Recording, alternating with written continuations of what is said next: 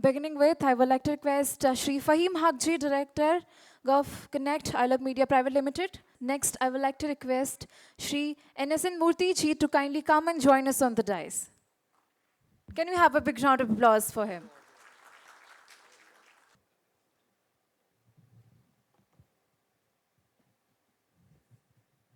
Next, I would like to request Shri Mayank Chaturvedi ji to kindly come and join us on the dais.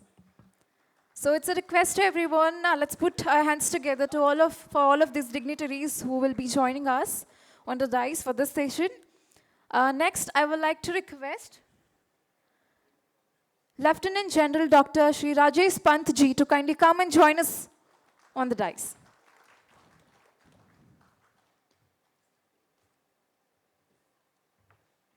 Thank you, sir. Welcome. Next, I would like to request Shri Arvind Kumar ji to kindly come and join us on the dais.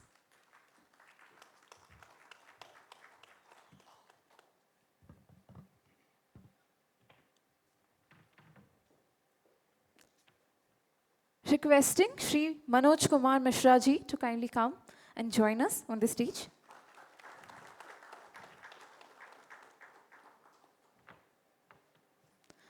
Requesting Shri Tushar Kanti Behra ji to kindly come and join us on the dais. Next, I would like to request Shri Manas Ranjan Panda ji to kindly come and join us on the stage.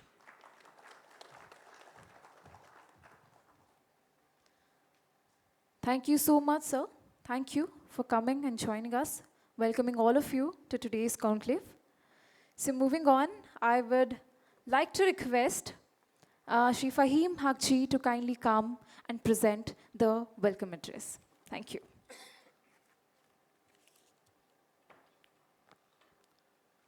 A very pleasant good morning to everyone.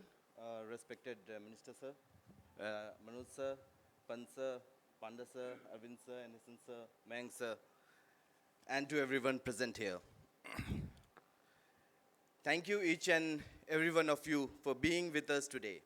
From our oldest members who have been diligently supporting us since the beginning, as well as every new phase, to our 11th edition of Digital Transformation Conclave, we extend a very warm welcome. We are incredibly delighted to be able to conduct the Digital Transformation Conclave, now in its 11th edition in Odisha, with all of you. And the reason I am saying this is because for us, Odisha is more than simply a place. It's an emotion. Odisha was the first state to acknowledge us, ilouge Media, when it began its adventure in 2020. It helped us to get where we are now. Manoj sir, we did our very first edition with you, and we'd really like to thank you for being there and supporting us. I would like to express my sincere appreciation to Manoj sir, Manas sir, and his team for their unwavering support and guidance. We couldn't have done it without you. Further, I believe that we all decided to gather here due to a mutual passion to know more, share more, and learn more about digital transformation. Well, I don't want to take too much of your time. Today will be a fun and full of learning. With this note, I thank each and every one of you for being here with us today. Last but not the least, I would like to extend my deep appreciation to associates and partners who believed in us. Thank you so much.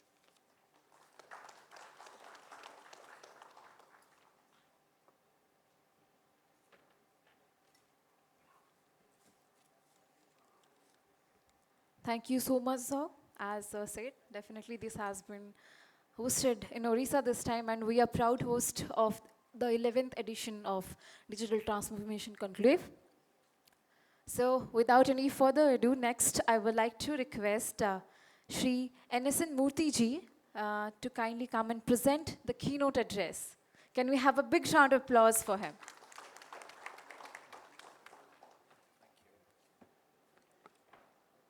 Good morning. Good morning, everyone. Good morning, Tusharji. And it's so nice to see you every time. And I know you spend a lot of time listening to the industry. So what I'm going to do is this time also present not as a consultant but I want to present few of the points from the industry standpoint. First of all, Fahim, thank you so much for inviting me again. Okay, I think world is a little bit of changing, and that's where I want to bring the industry point of view on this one is. While we go through the motions of technology building for government, governance, citizen service delivery, benefits and everything, but I think the way in which industry and the government needs to now start interacting and working together, I think there could be a little bit of a shift in the way, and thereafter, hello? Yeah, thereafter the processes can be looked after thereafter. So the legal part of it and the process part of it we can look at later. What I'm actually looking at is there a way that the industry and government can now start co-creating rather than actually in industry and government look at a vendor-client relationship. The co-creation is what? I'll give you a small example. Telstra in Australia works with government of Australia in a common room, in a co-working space, and develops the use cases for 5G. Because it is not just important for Telstra to sell its data and solutions and everything. It's also important for government to deliver their services. So it's a win-win for both of them. Co-creation, co-development has become the norm of the day in few places, but I think India is a much better position for 3 reasons. One, we have an appreciation for digital, which is far more than any other country, because we have experienced the power of digital, whether senior delegates from Germany coming and doing a UPI transaction at a vegetable shop, to anyone who wants to buy anything and he just thinks about how do I actually use a UPI. If there is no UPI or there's no payment and there's no Aadhaar, I think we would actually start fumbling, because these are the things which are okay. Yeah. Sorry, the mics are not in favor of me. So these are the things which are very, very important today for us. So how do we actually start using a co-creation as a model? So I have a couple of things, as I said, 3 things. One is, can I do hyper-localization of activities? We start looking at vendors, talent and everything across. It's important. We have large, and I also come from a very large company. But end of the day, a problem is local and the solution needs to be hyper-localized. What I mean is, the talent needs to be grown, adopted here. So is there a way that the government and the private sector work on the talent together on this part? Few examples, and Bhubaneswar being my birth capital city also, it's actually growing in stature in terms of attracting IT talent. Okay, but how does the IT training for the specific areas like an AI or a robotics or drones or cloud and everything, how can government takes an initiative in giving that education to the kids so that they become technologically ready, not from an experience ready, but at least technologically ready for the industry. So that's one point of thing. The second thing is, start using the DPGs and DPIs which are built somewhere else, but start using it locally. I'll give a very simple example. Language is a barrier for India, because if somebody is coming from north, he needs to actually have a conversation here or need to transact here. Oriya is a beautiful language, but again, it's a barrier which is the first barrier. Language is the first barrier. So Bhashni, which is the DPG which has been released by Murty, it's actually co-developed by multiple IITs, CDAC, and all together. And now private institutions are coming forward. But the power of Bhashni is when the private sector takes up the language models of translation and creates business out of it. Students should have in their learning in engineering, they should start learning about these DPGs and DPIs so that they are able to start developing in a co-create environment, DPGs, DPIs, and to start with. Second is, I think, demystification of a cloud. I think Mayank will speak about that in a bit, but I'm just not taking off his thunder. But I think from a cloud standpoint, we think everything can be done on a cloud. But I think there are various applications at various stages and importance which needs to be, I'm talking about the second subject, can I from a hyper-local to a cloud learning which is hybrid, from a on-prem cloud to a public cloud. How do I actually make again the talent know about it, get ready for it? Because I need to deploy a lot of stuff on the cloud, give the infrastructure and make them available. Just a second. The last one is, we today, and that's where the problem of the industry also, I'll accept that. We today aim at solving a department problem. We don't aim at building that as a world-class solution. So can I actually start making sure that whatever I develop, and I keep on saying in all my events, is that can I actually make sure that whatever I get developed by the private sector or the industry can be given to any other department, at least one department. The +1 strategy to share that application with at least one state, one department, one other ministry. If it is a workflow, give it free of cost, because it's end of the day, it's a government asset and you already paid for it. Can I actually give that? Because that replication and that sharing will help government not only force the industry ecosystem to start writing applications which are scaled, replicable, and as well as global. So it's important, we should start looking at hyper-local talent. We start looking at technologies, learning to the talent so that become industry ready. We should look at demystifying few of the things, because we need those things, whether using a language model, just GPTs, whether we are looking at cloud and all those things. And the last is, we should look at building for the world, and which are the DPI, GPI. So these are the few thoughts from the industry. I'm just bringing it, which can be appreciable if we have a consultation workshops thereafter and bring industry together and work with you. Thank you so much for everybody's time. I thank you.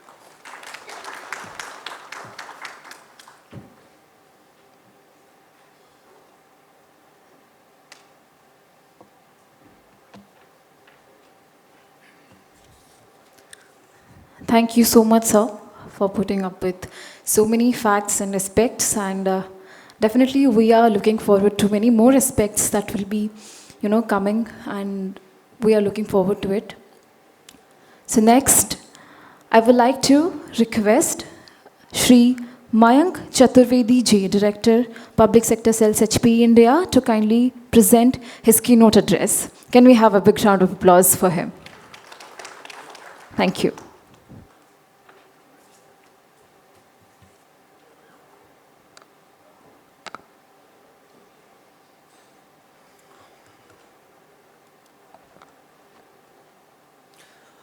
Namaste and good morning, everyone.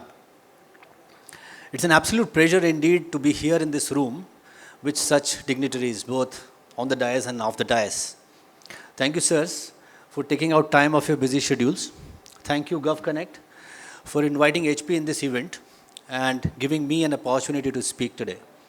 My name is Mayank Chaturvedi and I head Public Sector Sales at HPE India.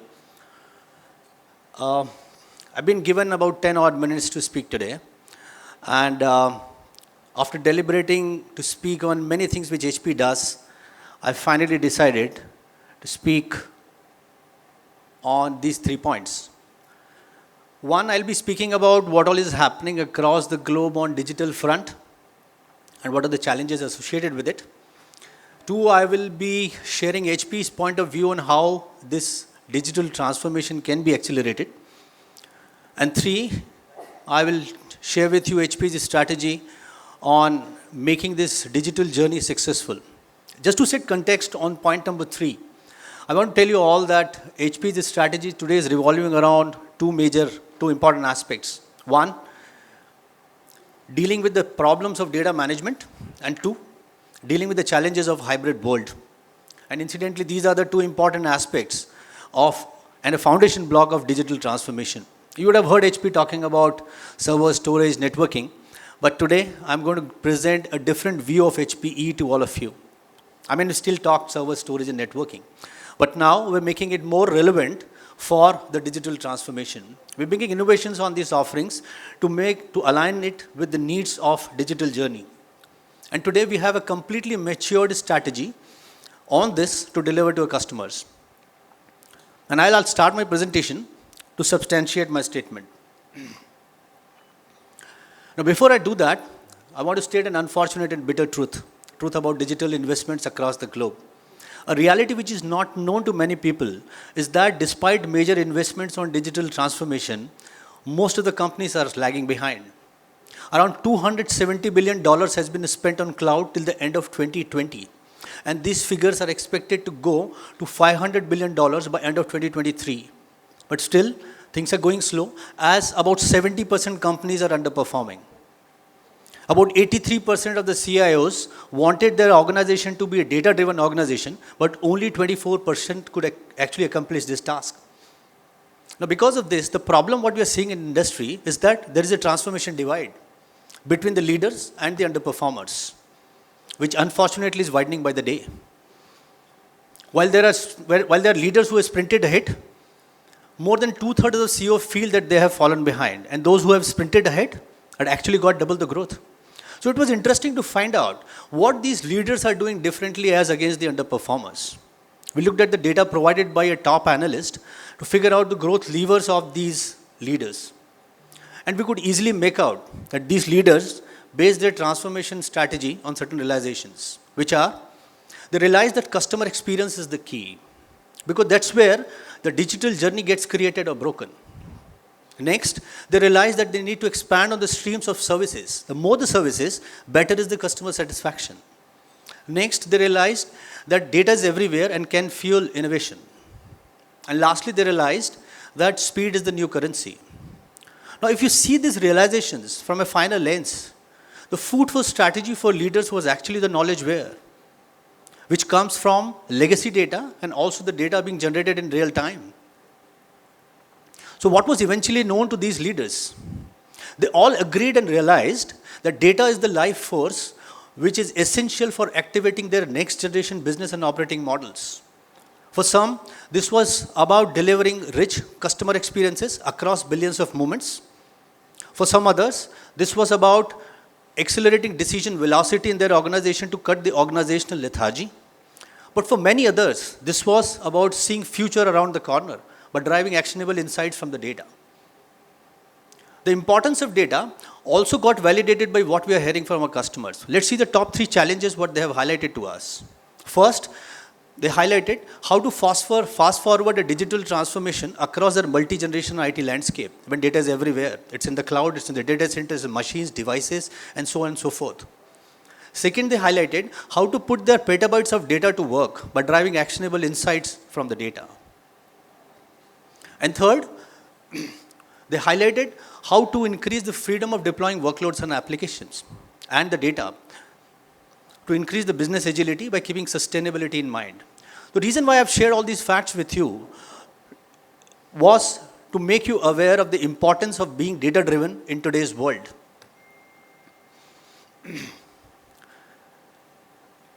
This data is, and there are enough and more proof points to establish that data is going to be the fulcrum for all the transformation, the innovations you will see in the time to come. In HP's view, becoming data-driven today is not a necessity. It's actually a matter of survival. And as our CEO says, such is the importance of data today that very soon you will see the value of data being mentioned as an asset in the balance sheet of every organization. So HP's point of view is to have a very strong strategy on data modernization, because digital transformation is not complete without data modernization. And the crux of our strategy from beginning has been to make data an asset and help you leverage it for your modernization needs, so you can choose what needs to be done in your business. But despite understanding despite realizing the importance of data, why organizations across the globe are not able to leverage it? Because there are problems associated with it. This data today is erupting from everywhere. It's erupting at the edge, it's erupting in the data center, it's erupting from the cloud, and managing it effectively is a big problem because of the volume, variety, and velocity of data. Have a look on these facts and stats.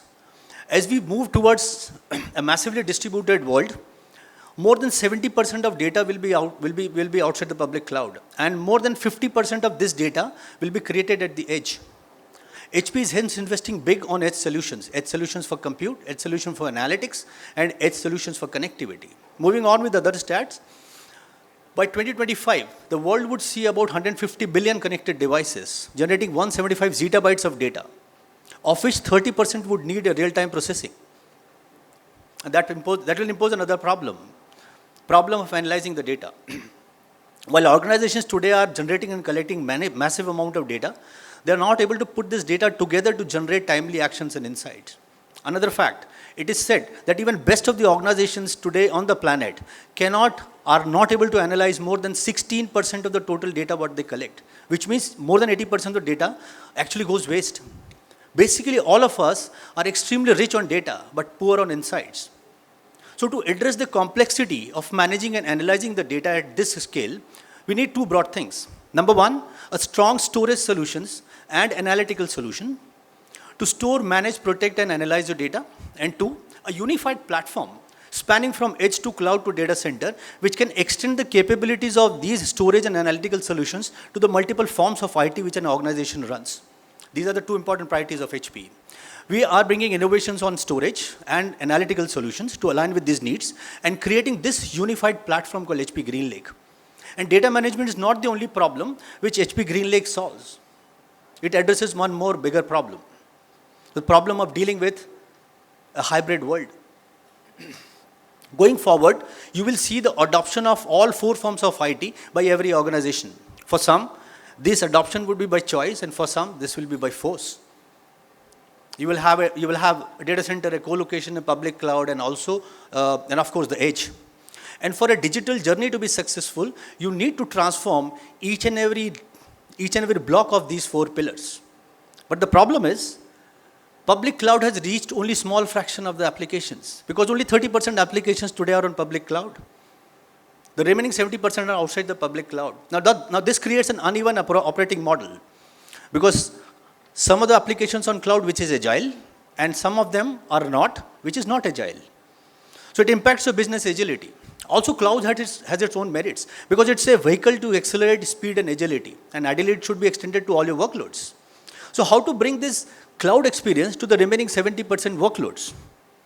You don't have to go to public cloud for that. Because with HP GreenLake, we're bringing this cloud to you wherever you are and wherever your apps and data live.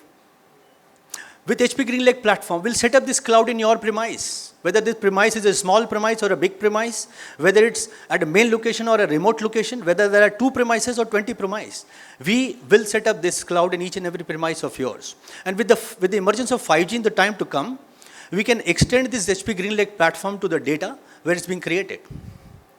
And it's simple maths. It's more economical to bring this cloud to your data and apps rather than you sending your data and apps to the cloud. Also, when you send your data out from your data center into a public cloud, you get into the issues of data compliance and data security. So it's always safe, secured, and more economical to bring this cloud, reach your data and apps, which GreenLake does for you. And as more and more of your data needs real-time processing at the edge, this GreenLake platform can be extended to your multiple edges. And these edges could be in your state capital office, or a tehsil office, or a village office, or anywhere else your workload needs to run. We are often asked, which workloads should be moved to public cloud and which should stay on-premise? Actually, that's the wrong question. A better question is how to bring a consistent cloud operating model across your applications and data. And to do that, you have to first modernize your data, followed by having a right infrastructure solutions at the edge, cloud, and data center, and most importantly, by having a unified platform built specifically for a massively distributed enterprise. Our company transformation is all about driving this one integrated platform, one customer experience from edge to cloud to data center, and offering storage, server, and networking products under one umbrella called HP GreenLake. HP GreenLake offers plethora of services which an organization needs from the IT function. I'm not going to read all those services for you, but these are 70 unique services with which we are helping our customers to transform their business. Happy to share with you that out of top 100 customers of HP worldwide, 80 of them are already on HP GreenLake platform. Well, it's important that I give you confidence that HP has the right skills to work with you all in your modernization endeavor. Have a look on the acquisitions we have done in the recent past. In the last 5 years, we have acquired and integrated 19 innovative companies to build our strategy on digital transformation. All these acquisitions were done with an intent to strengthen our capabilities on building a next generation platform. And I'll talk briefly on some of them. Cloud Cruiser, it's the leading software vendor for cloud consumption analytics that helps you to manage and optimize your public, private, and hybrid cloud usage. Red Pixie and CTP, cloud technology partners, are leaders of cloud consulting, application development, and migration services on cloud. They help you to determine which clouds are better and right suited for which workloads. With the acquisition of Nimble, we acquired an AI-powered predictive analytics software called InfoSight, which today is powering many other HP systems like servers and storage. We acquired Mapr, which is now called Esmeralda Data Fabric, which can give you a data analytics platform to run your AI/ML applications. And there are many others which have direct relevance for building a next-generation platform. So to end, I want to say that public sector and private sector companies today are not competing. We are rather seeing them as strategic partners in shaping future for all of us. We all today have an amazing opportunity to drive adoption of new emerging technologies. What was future earlier is reality today, with immense opportunities in front of all of us than ever before. We also have great responsibility to take our organizations and the country into a new digital world. HP has right strategy, right vision, right capabilities, and right offerings to work with you all in this endeavor. Thank you all very much. Appreciate a patient hearing.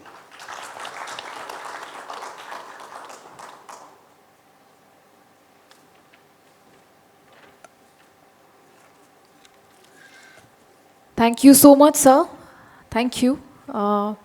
As you know, sir have mentioned, technology till now have its own set of advantages and disadvantages, and we are here to discuss the problems that might arise at the very integral level and how it can be minimized. So, moving on to our next dignitary, I would like to call Lieutenant General Dr. Shri Rajesh Pant ji, former National Cyber Security Coordinator, Prime Minister's Office, Government of India, to kindly come and present his keynote address.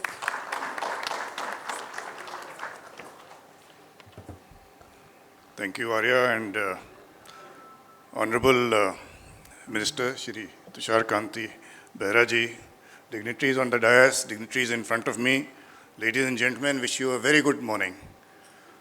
Mayank has spoken a lot about data, and I think I'll take off from where he's left and speak about the challenges in providing technology-based citizen services. You had something in your hand? Thank you. Given for? Yeah, got it. Yeah, I got that. So let me first compliment the IT department, Government of Odisha, for organizing this very timely and relevant event. A lot of services, as you're aware, are being rolled out. I want to start with this slide that India is on a roll, actually. If you see what's happened in the space front, what's happened recently, the consensus in G20, hockey, cricket, you name it, things seem to be going very well, and let's have a good clap for the idea of India.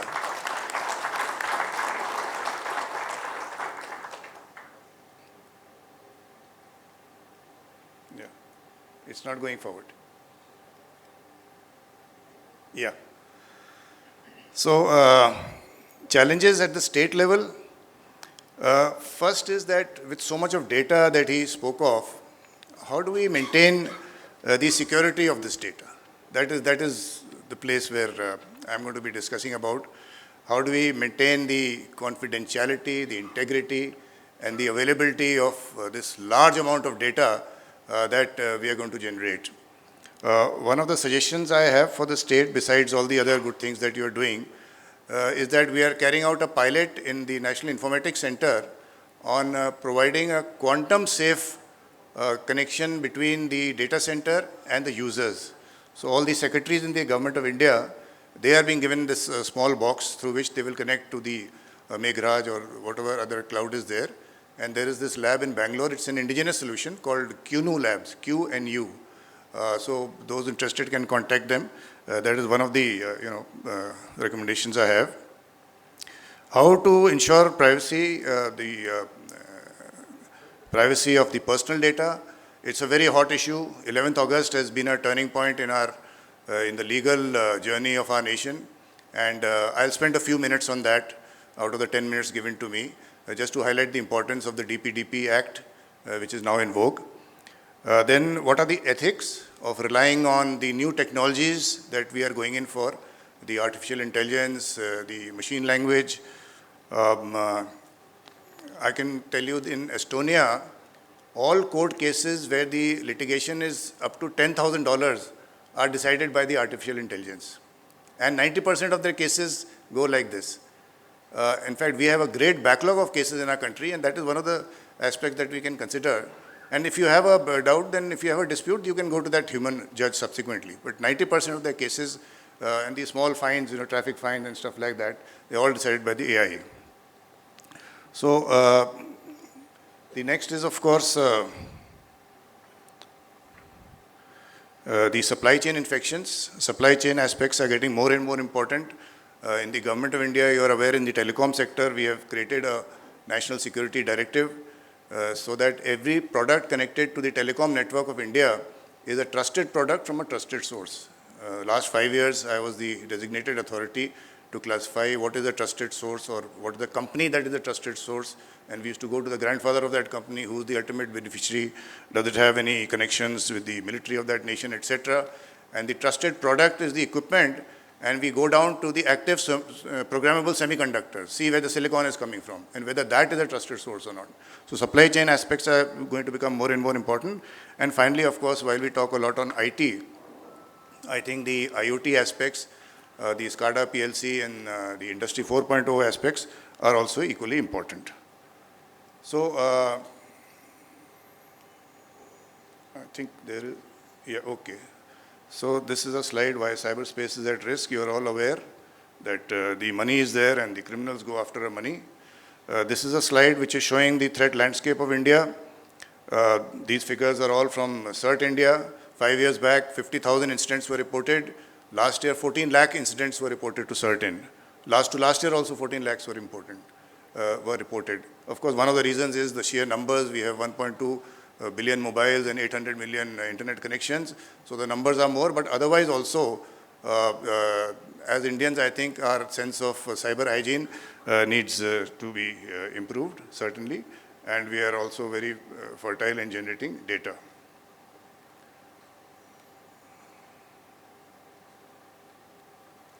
So some recent breaches that have taken place in the critical sector. This is a slide which is showing you that some of the major companies have been breached. So one has to be really careful. And the top 5 threats are the broken access controls, phishing, a lack of security compliance, the IoT, and ransomware as a service. So quickly now I will come to the DPDP bill, which has now become an act. I think let me switch off the slides and talk from here only. So basically, as I said, 11th August has changed everything. And what we have to focus now is on the compliance aspect. It's a law. It's like on the streets of Bhubaneswar, we say that helmets will be worn. So you don't have to wait now for a policeman to check you. You have to start wearing the helmet. So this is where I hope all of you know that it says that if there is a breach in observing the obligation of the data fiduciary to take reasonable security safeguards to prevent personal data breach, the fine may extend to 250 crore rupees. It's an eye-opener now. And what I want to clarify is that this law applies both to private and public infrastructure. So all the data centers, etc., that we are speaking of and which are going to come up, please be very clear that this law now applies both to the private and the public sector, unless there are some agencies which will be notified. So what do states have to do now? So some points that I have written is that firstly, the state needs to concentrate on the compliance. So from 11th onwards, August onwards, now it is compliance. We have to comply with the law. So one of the aspects is that you can get a consultant as to how to go about things. then the point to be noted is that the requirement of the state is to be able to demonstrate that they have adopted reasonably good cybersecurity practices, reasonably good cybersecurity practices. So I think the starting point is that we should adopt a framework. We should decide on the framework. ISO 27001, 27701, that is the personal data one. If you go to the CERT-in portal, you'll find minimum basic guidelines are there, NIST standards are there. There is a national cyber security framework also that we have come out with. So some framework you have to adopt. Then the second is the state must have a very good cyber security policy. I'm sure some policy is already there. Last week I was in Bangalore. They have released a new policy on cyber security. Some of the other states have recently come out with new policies. You can have a look at that. So, and then you must have a governance structure now as to who is accountable and responsible. I was in Madhya Pradesh recently. There they have appointed a CEO in charge of this entire project. So different states, different examples. How do we handle the DPO? Is the data protection officer, is the CISO going to continue as the DPO? What are the qualifications of the DPO? All that has to be discussed. Then along with the cyber security policy, you have to have your cyber crisis management plan, the education and awareness aspects, and of course you have to practice them.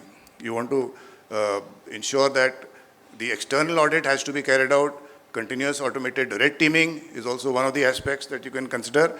And then the entire aspect of cyber security or zero trust architecture, multi-function authentication, etc.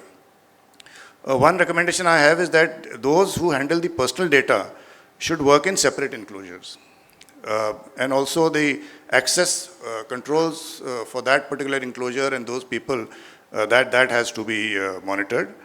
Then of course, the basic cybersecurity aspects of software operating system, anti-ransomware measures, etc., and the reporting aspects to the Data Protection Board of India as and when it is created.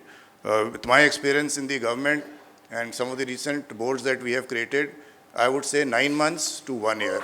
9 months to 1 year is the time you will find the chairperson of the Data Protection Board of India with his 5 to 6 members. They will be in place.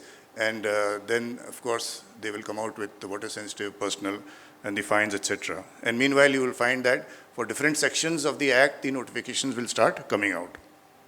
So that is what I thought I will highlight in this time as to, of course, there are some gray areas as to what are reasonably good cybersecurity aspects, etc. Those can be discussed.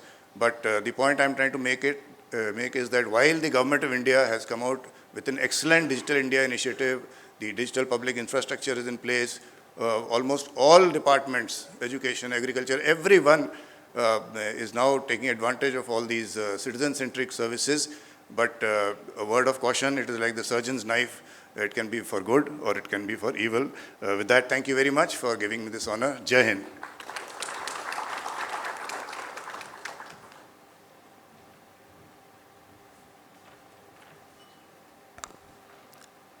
Thank you so much, sir. As before it has been mentioned, these days, not these days, from ages, data has been very valuable. And these days, the value of data has been increased significantly. When the value increases, then the threat to privacy breaching also increases along with that. And definitely, security is also equally important in all these things.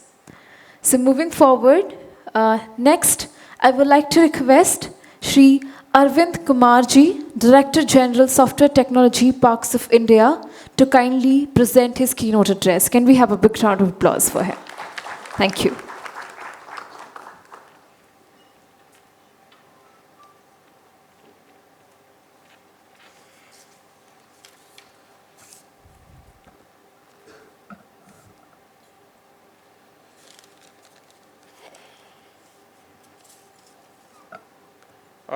Good morning.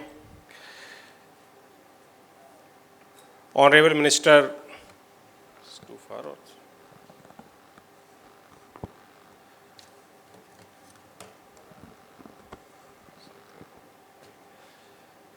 So, Honorable Minister for Electronics and IT, Sports and Youth, Shri 𝐃𝐢𝐠𝐢𝐭𝐚𝐥 ji.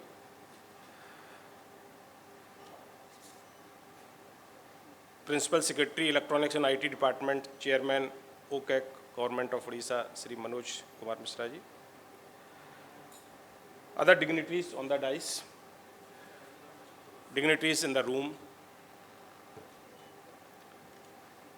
ladies and gentlemen. It's really a proud privilege to be part of this very conclave. And, you know, it could be made by second or third visit to Odisha. Whenever you are in Odisha, as somebody says, Odisha is the place for fun. It is not only place for fun, but for me it gives a lot of energy, a lot of enthusiasm, because the way now Odisha is changing, I think whenever I discuss with any technical aspect or any new thing with the officers in Odisha, we also have an office here in Bhubaneswar, that is TPI.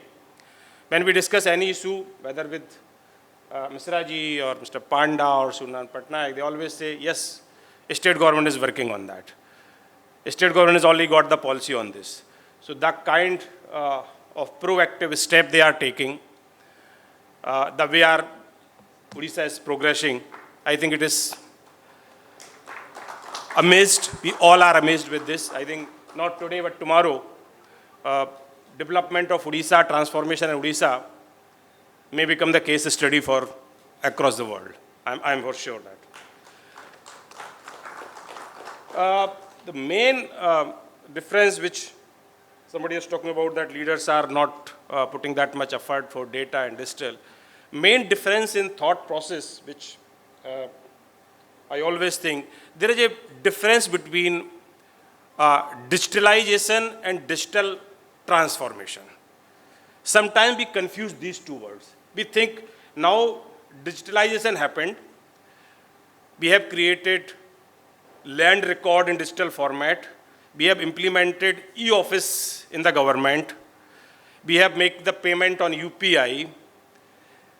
This is all digital transformation. This is actually not. Digital transformation is a very small subset. Digitalization is a very small subset of digital transformation. Digitalization is like a use of technology, tools. But digital transformation is not limited to it. Digital transformation is about the people. Digital transformation is about the organization. Digital transformation is about to change your habits. This is all digital transformation. So digitalization is a very small subset of digital transformation. So neither state government officer nor head of organizations, leaders, should not confuse with the digitalization. Once they think, okay, I have done all digitalized, my office has become paperless. So we are digitalized, we have done digital transformation, which is not true. Digital transformation has much more larger impact on the society. It has more far-reaching consequence of on the society. Digital transformation is a critical change for individual as well as for organizations. Digital transformation, you can say it is like another industry revolution. It's not less than that. So digital, when we say, but it, of course, it gives a lot of challenges also. What is actually required, and that is precisely the reason now today we say we are third largest ecosystem in a startup.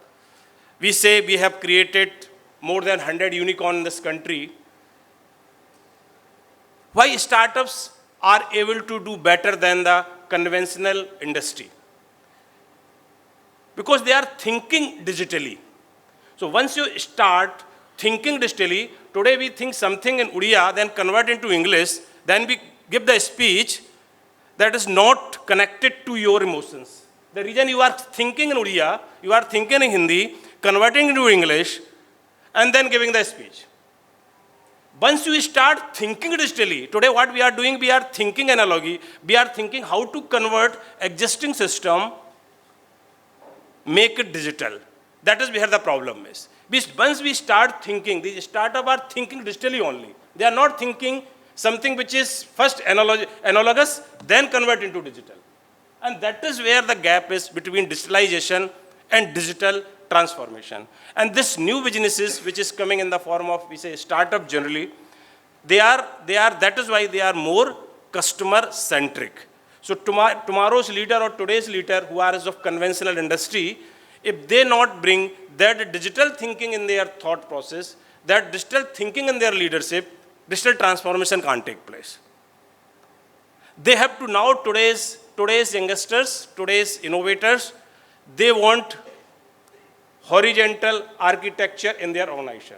Conventional industry can't think. They say, I am managing director, you are director, then there is general manager, then chief general manager, so on. They think horizontally. In a startup, founder, there are two founders, both the founders know each and everything. They know finance, they know business, they know digitally, how to connect the customer experience, and they are working like in how to empower their customers. So their thought process is entirely different. And that is why innovation and adoption are the key for the startups. Unless companies bring some element in the beginning and finally all elements digital in their operations, we cannot make digital transformation in this country. For example, today everybody is talking about that digital transformation in education. People think, yes, there is a video call, there is a call on Skype, there is a WhatsApp call, teacher is able to teach the student from somewhere remote place. Oh, this has become the digitalization, this is a digital transformation, which is not today. Tomorrow, artificial intelligence will come. And this artificial intelligence should not only augment efficacy of teachers, but also augment efficacy of teaching styles.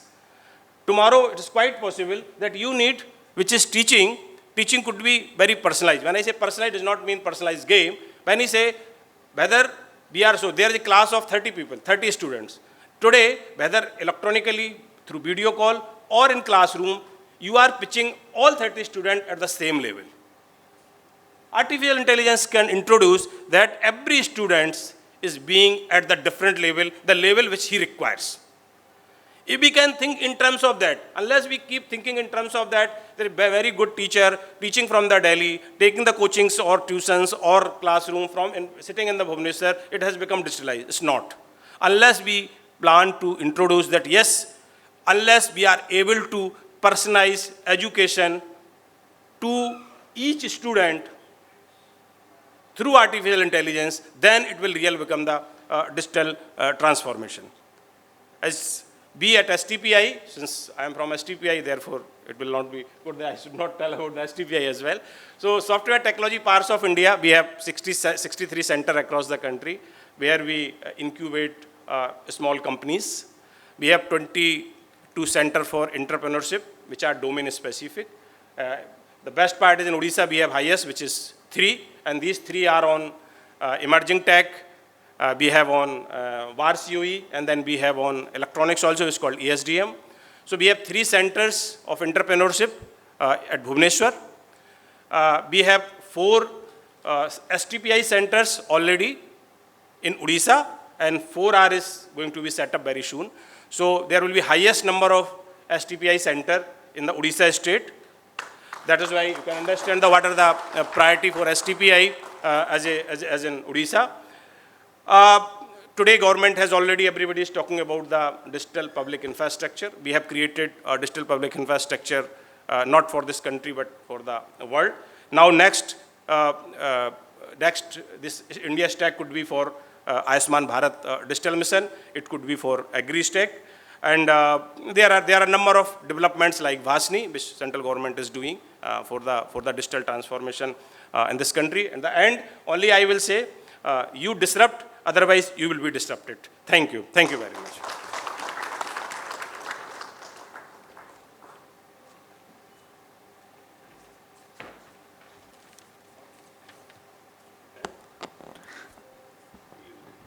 Thank you so much, sir, for sharing your views on this. Definitely, as all of us know that Parivartan Prakriti ka niyam hai. Change is a process and so is transformation.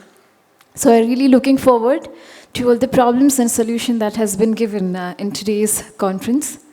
So moving on, next I would like to call Shri Manoj Kumar Mishra ji, Principal Secretary, Electronics and IT Department and Chairman, OCAC Government of Odisha, to present the keynote address. Thank you.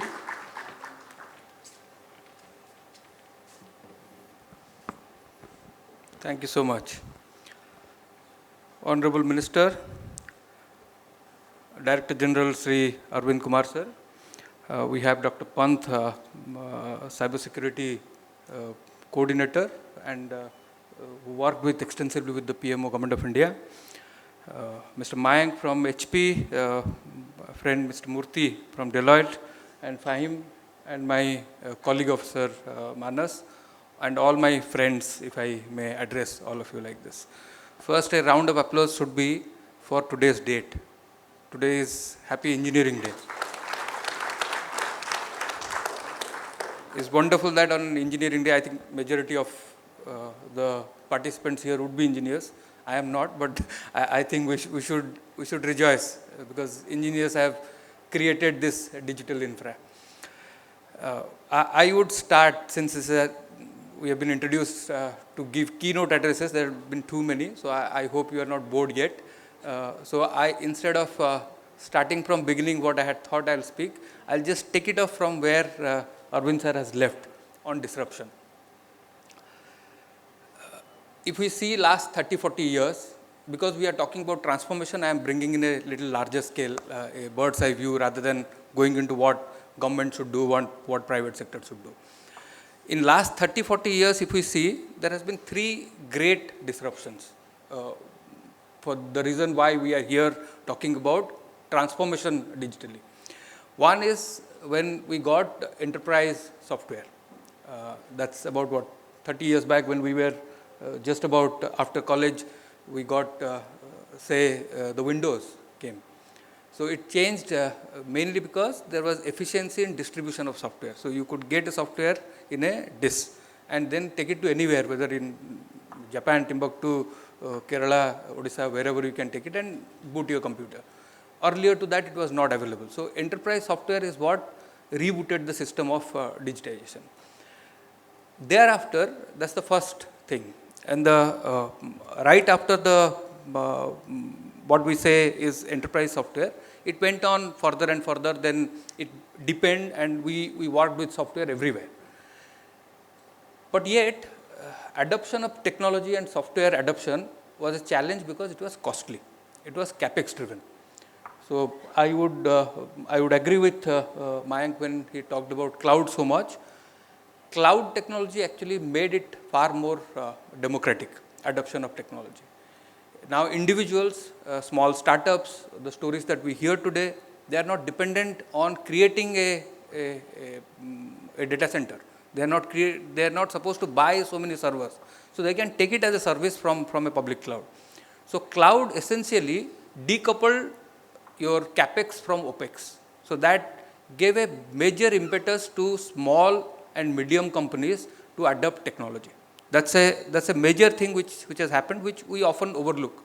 But this is the reality that this has been the second disruptor. And the third thing, I think, when we went to USA, we realized if in the first 5 minutes of your speech you don't talk about AI, then you are past. So I think the third thing which has disrupted the world of technology is AI. AI is the reasons I think you have heard from all speakers. You know that data we have generated sufficient enough to be able to have modeling where AI will be able to be predictive. So the more and more data we generate, the more and more robust the AI technology will be, and the automation that we plan to achieve, whether in government, whether for public, whether for private, that automation will become accelerated. I'll just give you a small example on the demerits. I learned this in USA. Do you know, we all talk about ChatGPT, so let's start from there. To use 5 prompts on ChatGPT, most of us would have used it, going there and typing something, make me a speech for today, like that. How much water is required to do 5 prompts in ChatGPT? Are you aware? I think you will know. 500 ml. So the bottle in front of you is the water that is consumed for 5 prompts in ChatGPT. So while we do this, we have also a responsibility for water. Google itself used 6.4 billion, how do you measure, gallons of water last year, and it's growing by 20%. So I think AI consumes water. Tomorrow AI will teach us how to save water. So, so the 3 disruptors that I talked about were enterprise software, then decoupling capex from opex, and AI. They have brought us here. So where do we go now from here? And I'm not concentrating only on the government. This is not a forum where what government should do is to be discussed, rather what the entire society needs to be aware and should do. We are now witnessing the shift of creation of software from one agency to the customer directly. So earlier we used to have developers. Today also we have developers who will create the software, create the digital platform for you. Slowly with AI, now that software creation will go to the hands of the consumer themselves. So today you want a website, you don't need to hire anybody, you have a site where you go, write your things, the website automatically auto creates. So this travel will change the entire industry. The industry will no longer be there to create software, but the industry will be there for other purposes. So there would be tremendous amount of work going into this, and don't mistake interpreting my saying that tomorrow it is changing. In fact, the world is in such a place that the entire evolution of last 30 years are existing in some place or the other in every form. So in some areas, the entire software making will travel towards the customer. Customer will be able to create themselves. So the owners of creating software, the agency of creating software will shift. And that is something that we all need to be aware of. Our investment probably in the future should keep that in mind, including that of the government. The second thing that I think which is going to happen is that AI will solve most of our problems because of the access to data, because of the computational ability that the computers and the network has today, that the solution that we can do individually or as a group is going to be decidedly inferior to the solutions that can come from analyzing the data which is available around the world. So a good network computer with a good algorithm of AI can give you access to billions of pages in a second. No group or human being can do that. Even if we are better in terms of we are real intelligent and they are artificial intelligent, but in certain areas, these areas, their abilities will far outsmart that of ours. So problem solving, as we know today, will be done through systems. So then the immediate question is, what are we going to do? So the role of human beings, the role of companies, the role of the government will essentially be to find problems. Can you find the problem before it becomes a large problem? We did not know that when let's say take example of a person who travels from here to Delhi. The 2 things first comes to his or her mind while traveling is that I need to tie up the hotel, where I need to stay, how do I commute? Now these problems have been solved, whether through aggregators for accommodation or aggregator for transport. But this problem was existing for 20 years. We found that problem could be solved only after the problem existed for 20 years. Can we solve that problem before it becomes a large scale problem? So identification of problem will be a very key area where I don't think artificial intelligence will play any role at all. Human intelligence will come into fore. And which kind of human intelligence? While we rejoice today for the Engineers Day, it will take all kinds of people. And the more inclusive we make our workplaces, the more faculties we build into our system, the quicker we will be in a better position to be able to predict and see the problems that are going to happen. So we can't have only engineers, we cannot have only science grads, we cannot have only commerce, we need all kinds. So somebody with history, somebody with commerce, somebody with a background of science, mathematics and engineering, all of them will have a role to play, and going forward, every company or every association or every government will be reflecting this inclusiveness. If they want to remain valid and relevant to the society's problem identification. So this is the second thing that I think future is beckoning in front of us. Last thing, I hope I am not exceeding my time, I just have one more point. Last thing I have in mind is that the line of distinction between types of companies will blur.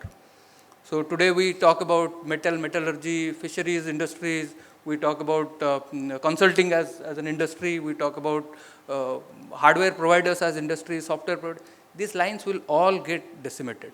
Every company will become a technology company. What products, what solutions they give is separate. The process that will be there will be heavily depending on technology alone. That's the only way to scale up. That's the only way to bring efficiency. So I think with technology being at the fulcrum of all changes that is going to happen now, we need to embrace it. We need to see where we benefit the most. And I must, before I end, thank all of you to have come. And when you go back, you take the story of Odisha. I can go on for half an hour talking about Odisha, how we have transformed, but I will not bore you with that. Especially very valued partners like Deloitte and HP. We have person from Government of India, Sir DG Sir, who has been very kind to the state. Historically, he and people before him, and he holds our hand very strongly going forward in the process of digital transformation, sir, not only automation and digitization. And I think all of you, including Fahim, you have physically brought the platform here. It involves a lot of people. I know that a lot of people from other states have come. A lot of companies, representatives are here. My fraternity from IT are here. Take this story forward, and I think we have an excellent ride to look forward to in the next 20 years. So more power to us. Thank you so much. God bless.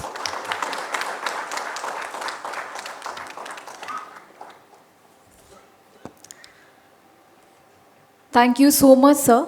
Thank you for sharing your views on technology, whether it be artificial intelligence or whatever it is, how technology is a two-way sword that brings in benefits, and along with that it brings in disasters as well.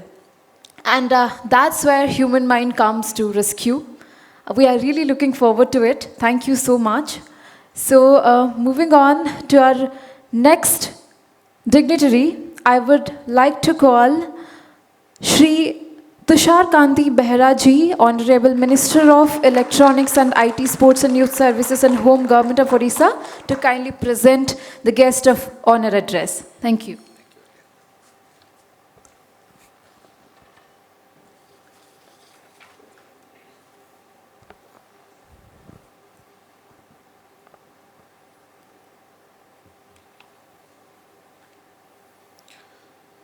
A very good morning, one and all. Mr. Fahim, Director Alliance, GovConnect. On the dais, Sri Manoj Kumar Mishra, Principal Secretary, Electronics and Information, State of Odisha. Mr. Mayank Chaturvedi, Director Public Sector, HV India. Mr. NSN Murty from Deloitte, India. Lieutenant General Sri Rajesh Pant from Government of India, STPI Director Sri Arvind Kumar, Special Secretary Sri Manas Panda, and other dignitaries and participants present in the conclave, and friends from media. I feel a great sense of pride to stand here today among so many accomplished leaders in digital transformation conclave. At the outset, I would like to compliment ilouge Media, GovConnect and Electronics and IT Department, Odisha, for organizing this event, which will definitely publicize the achievements and the progress made by Odisha in the digital front during last 2.5 decades by becoming one of the leading states through adoption of technology. With great pride and enthusiasm, I would like to share Odisha's remarkable achievements in IT and digital transformation, which has become possible and spearheaded under the visionary leadership of Honorable CM Sri Naveen Patnaik ji. His guidance, foresight and unwavering commitment to the state's progress have been instrumental in shaping Odisha's digital journey towards excellence. Under his leadership, Odisha has undergone a remarkable transformation, emerging as one of the rapidly developing states in our nation. His vision of inclusive and sustainable development has been the driving force behind the state's unprecedented growth across various sectors, including IT. The journey of progress and digital transformation that Odisha has embarked upon is nothing short of inspiring and exemplary. From its rich cultural heritage to its burgeoning economy, Odisha's evolution has been awe-inspiring. The state's commitment to innovation, sustainable growth, and inclusive development has paved the way for unprecedented opportunities and digital advancements. The last 2.5 decades have witnessed the rise of Odisha as a shining example of what can be achieved through strategic planning, effective governance, and a resilient growth. The achievements are truly impressive, from infrastructural development that has connected remotest villages to the mainstream, to advancements in healthcare, education, sports, and technology that have enhanced the quality of life and its citizens. As I mentioned earlier, Odisha has been leading technological revolution and stands out as a state that implements technology as a way of life in modern day governance. As part of this initiative, the 5T Charter, which includes technology, transparency, teamwork, and time, which leads to transformation, was launched by the government with the aim of bringing about governance reforms and accelerating development in the state. Under the 5T Charter, Odisha has taken significant steps to harness technology for streamlining and improving business processes, which is instrumental for massive transformational change and bridge digital divide. The state has become a symbol of growth, progress, and modernity. The transformation contributed overall well-being and improvement of quality of life of our people. To give you just a few examples, Government of Odisha has implemented its flagship scheme Biju Swasthya Kalyan Yojana, that is BSKY, which is a path-breaking program to provide universal health coverage with special emphasis on the health protection of economically vulnerable families. A technology-enabled smart health card is used for availing cashless treatment at any empaneled private hospital and can avail facilities such as registration, consultation, medical tests, pathologies, treatments, IPD and follow-up consultation, etc. Being rich in mines and minerals, the Government of Odisha designed integrated mines and minerals management system that connects all the stakeholders of the major mines and minerals ecosystem. IoT-based stockyard management system in the mining sector have been used for faster ore evacuation and enhanced productivity of mines using advanced analytics for monitoring customer registration, sales contracts, and ore accounting, etc. Analytics have been used in Mo Sarkar's integrated platform, which includes advanced contact centers, customer relationships, visitor management, focusing on gathering feedback from the citizens on the kind of response and service they receive when they visit the public facilities and services. Advanced analytics are used, which provides insights on the extent to which the needs and voices of citizens are considered during the various stages of public service design, delivery, and evaluation and review. One of the major successful initiatives of advanced technological intervention is GoSwift, which is a one-stop investor facilitation portal for ease of doing business in Odisha. It automates major clearances, permits, and approvals required for establishment and expansion of industries in Odisha. Our state, which has always been a metals and mining powerhouse, has also emerged as a major IT and professional services center. During last 2.5 decades, Odisha has massively transformed as one of the best innovation centers and technology hubs of India. We are not only emerging as the technology hub, but also on the path of scripting new success stories in other spheres as well.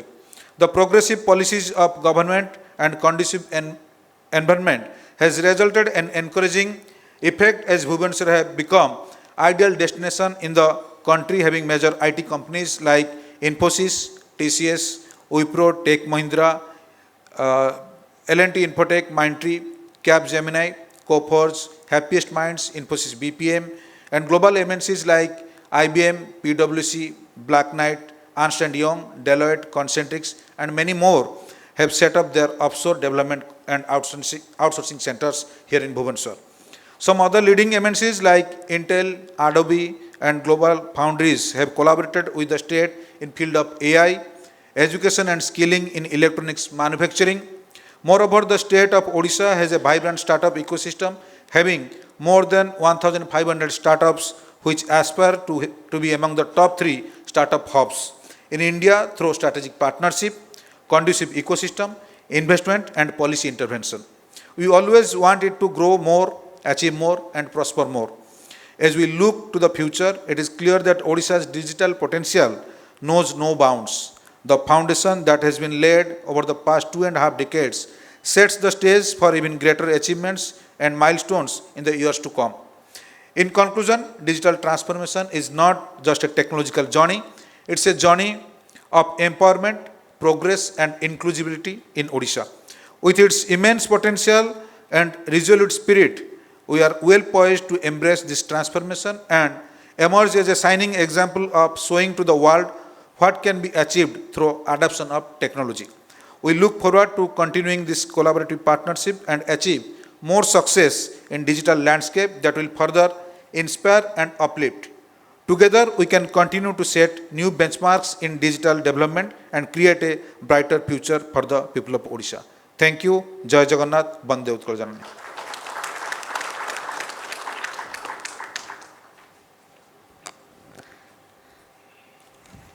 Thank you, sir. Thank you so much. Thank you for sharing a view and how Odisha has developed over these years technologically. Definitely, and we are really looking forward to more such developments, and I'm sure that this conclave is going to be one of the stepping stone of all those upcoming new changes that is going to happen not only in Odisha but throughout the country. So moving on to our next speech, which is a very special speech by our Honorable Chief Minister of Odisha, Shri Naveen Patnaik ji. For some reason, he's been not able to join us, so he has shared a video speaking about Digital Transformation Conclave 11th edition. Can we have a big round of applause? And I would like to request to kindly dim the lights and play the video. Ladies and gentlemen, Samastanku Namaskar. I welcome you all to Odisha at the 11th edition of Digital Transformation Conclave 2023. As you know, digital transformation is no longer a matter of choice. Rather, it's an essential imperative that requires our attention and action. This is a significant period where India has firmly established itself as a major global power. Development in various sectors have boosted our confidence, with Chandrayaan-3 and Aditya L1 serving as the latest testament to our remarkable stride in space research and technology. In Odisha, we have entered an era of transformation. Our twin initiatives, 5T and Mo Sarkar, have brought in a sea change in governance and have ensured public participation in the development process. Odisha is emerging as a leading destination for industries and investment. These rapid technological advancements have prompted us to invest and equip our young generation with the skills they need to excel in the 21st century. Our initiative, Nua Odisha, has assured to train 1 lakh youth in new age technologies. We can achieve this with the active participation and collaboration of central ministries, state government departments, industry, academia, civil societies, and private sector. I urge all the dignitaries to come forward and partner with us in this endeavor. With this in mind, I thank all the participants for their valuable insights and ideas today at Digital Transformation Conclave. Thank you. Bande Utkal Janani.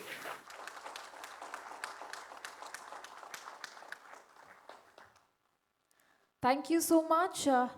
Thank you. Next, I would like to call Shri Manas Ranjan Pandaji, Special Secretary, Department of Electronics and IT and Managing Director, OCAC, Government of Odisha, to kindly present the thank you note.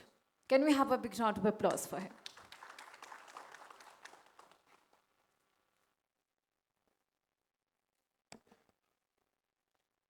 Namaskar and very good morning to one and all.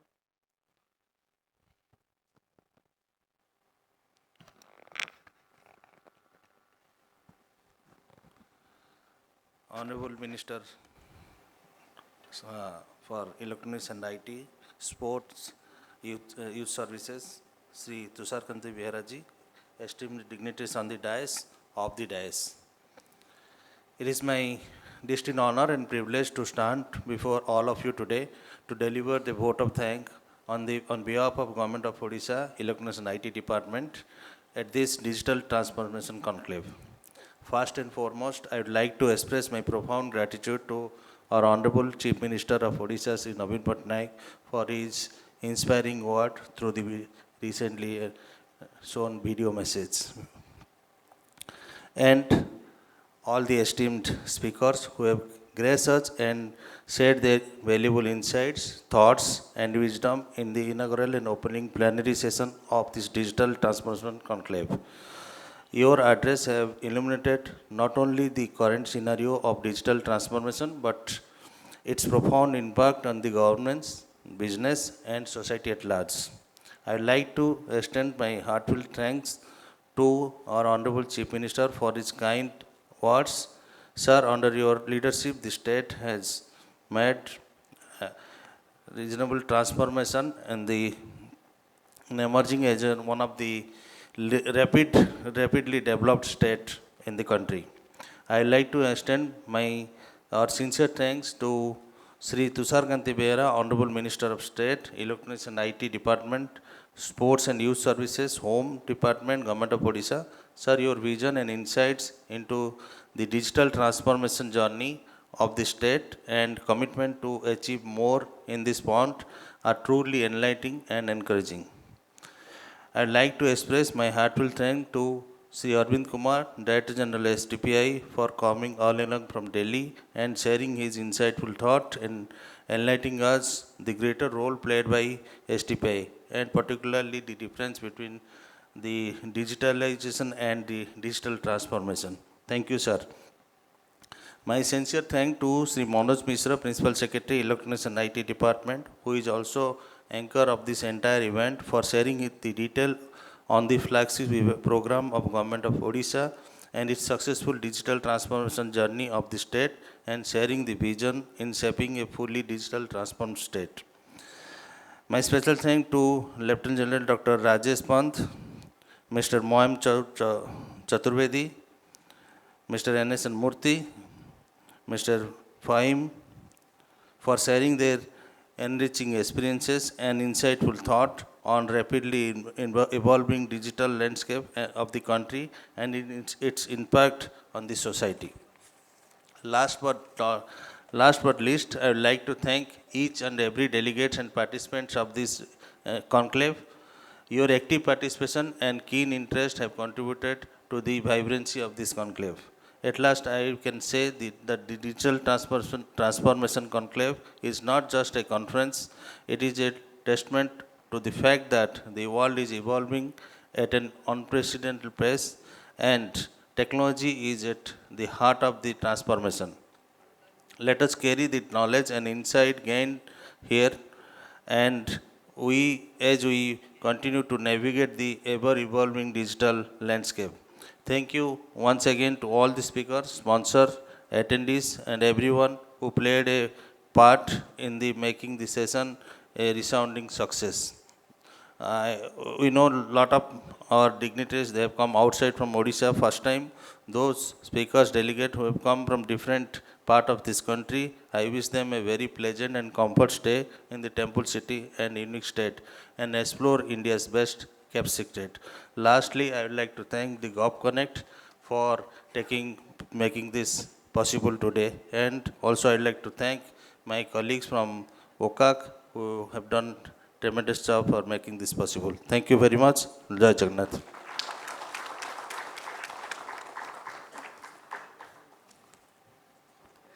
Thank you so much, sir. Next, I would like to request Shri Raman Mishra ji, Director Relation, Inaugural Media, to kindly come and join us on the stage to present token of appreciation to all our dignitaries.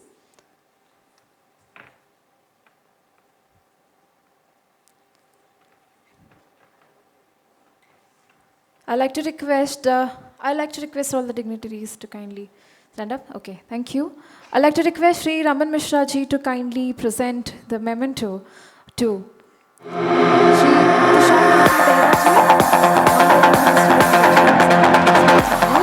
Government of Odisha.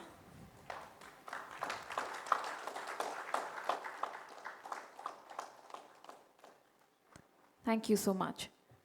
Next, I would like to request Raman Mishra ji to kindly present the memento to Shri Manoj Kumar Mishra ji, Principal Secretary, Electronics and IT Department and Chairman, OCAC, Government of Odisha.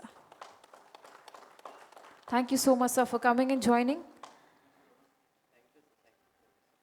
Next, requesting Raman Mishra ji to present the memento to Shri Arvind Kumar ji, Director General, Software Technology Parks of India.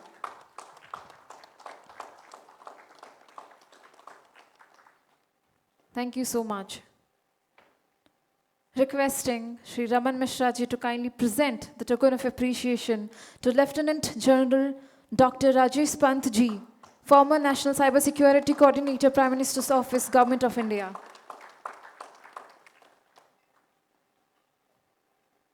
Thank you so much, sir.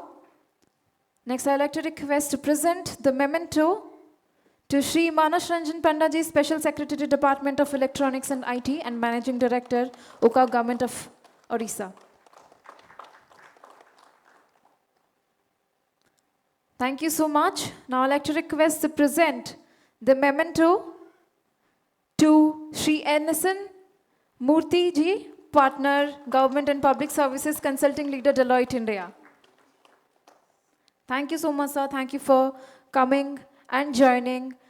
And at the end, last but not the least, I would like to request Shri Raman Mishra ji to kindly present the memento to Shri Mayank Chaturvedi ji, Director, Public Sector Sales, HPE India. Thank you so much, sir. Thank you for coming and joining. Can we have a big round of applause for all these dignitaries who have taken off their time from their busy schedule and have joined us? Thank you, sir. Thank you.